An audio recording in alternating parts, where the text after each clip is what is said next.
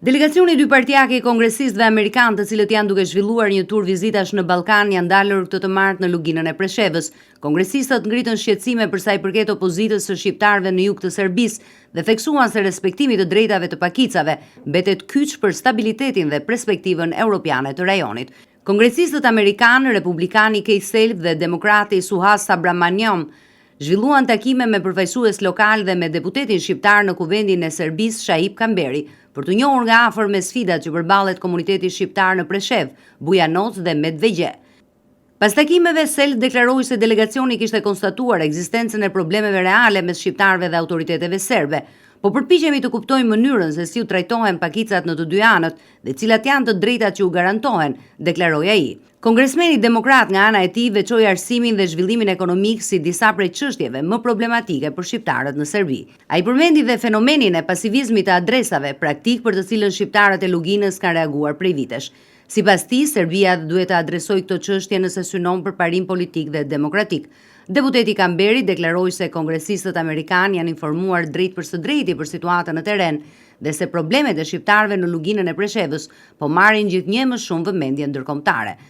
Ai theksoi mungesën e përfaqësimit të shqiptarëve në institucione shtetërore, përfshirë policinë, gjyqësorin dhe administratën kufitare, duke argumentuar se kjo ka krijuar mosbesim të thellë ndaj institucioneve serbe. Kamberi kritikoi gjithashtu politikën e Beogradit ndaj pakicave dhe tha se orientimi drejt ndikimit rus dhe kinez nuk mund të zëvendësojë rrugën europiane të Serbisë. Standardet europiane kërkojnë respektim të drejtave të pakicave, ndërsa politika aktuale po dëmton jo vetëm shqiptarët, por edhe interesat afatgjata të vetë Serbisë, deklaroi ai.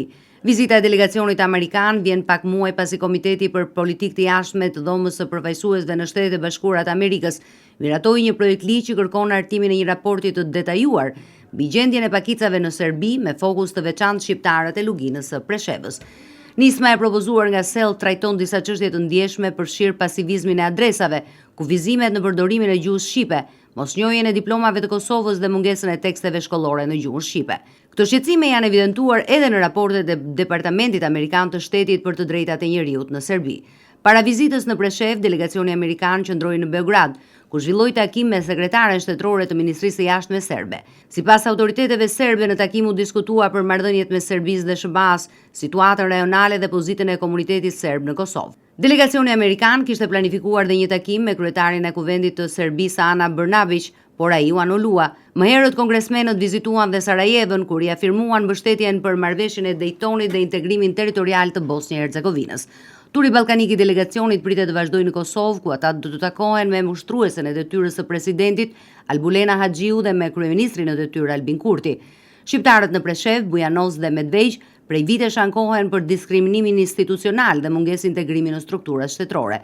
Edhe pse janë arritur marrëveshje mes përfaqësuesve shqiptar dhe shtetit serb në vitet 2001, 2007 dhe 2013, zbatimi i tyre ka mbetur i pjesshëm. Sipas regjistrimit të vitit 2022, në Serbi jetojnë mbi 60.000 shqiptar, një numër i cili përbën pakicën e katërt më të madhe në vend.